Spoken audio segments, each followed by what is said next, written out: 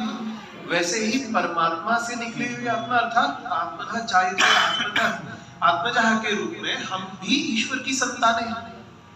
हमारी संस्कृति में ईश्वर से प्रेम करना सिखाया, ईश्वर के साथ रहना, आनंद भोगना सिखाया, डरना नहीं सिखाया। We are not God fearing people, we are God enjoying, God loving people।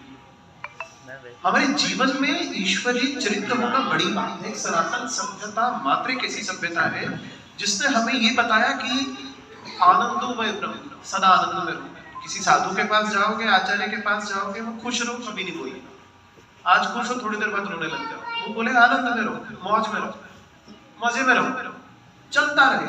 आनंद मतलब वो चीज जो कभी समाप्त ना। सुख और दुख ये दो ऐसी चीजें हैं जो हैं, चलती रहेंगी। सुख में दुख छिपा है, दुख में सुख छिपा है। जब अधिक सुखी होते हैं तो निश्चित रूप से उस अवस्था का अवसान, उसका जाना हमें दुख देगा ही, निश्चित रूप से। और अधिक दुखी है तो इसका मतलब यह है कि क्योंकि रात नहीं रहती, दिन नहीं रहता, प्रतिपल क्षण बीतता जाता है, अवस्थाएं परिवर्तित होती जाती हैं। आज शीत है, पहले हम मिले थे तो उष्णता थी, एक बार फिर मिले तो उस समय वर्षा ऋतु का वातावरण चल रहा था। कुल मिलाकर यदि देखा जाए तो परिवर्तन इस जागतिक जगत का मूल नियम है। वैसे ही ठीक उसी प्रकार से हम लोगों की अवस्थाओं का भी एक नियम है। हम लोग आते हैं, जाते हैं, जीवन भी वैसा ही है। कभी हम गर्भ में हैं, फिर शैशव अवस्था में हैं, फिर बाल्यकाल में हैं, फिर किशोरावस्था में, युवावस्था में, प्रौढ़ हुए, वृद्ध हुए और फिर मृत हुए, फिर पितृ हुए।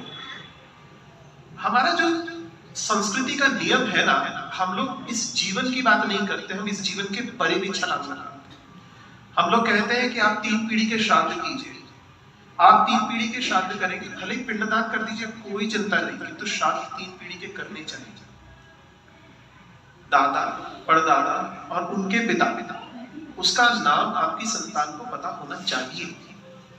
3 पीढ़ी की जानकारी तो होनी चाहिए, 1 या 2 पीढ़ी तो जी ही रहे होते हैं, पिछली 3 पीढ़ी की जानकारी होनी चाहिए। उससे 2 लाभ है, हम अपनी जड़ों से जुड़े रहते हैं। श्राद्ध कर्म आदि के संस्कार चलते रहते हैं ना, तो हमारे परिवार में पैतृक संपत्ति जो संस्कारों की है वो क्षीण नहीं होती। फिर हमारे समाज से जब हम जा रहे हैं, इस समाज से अभी जा रहे हैं, फिर समाज के किसी और में पैदा हो जाएंगे, अन्य जीवन जिएंगे, उस जन्म के सुख का प्रबंध हम आज करके जा रहे हैं।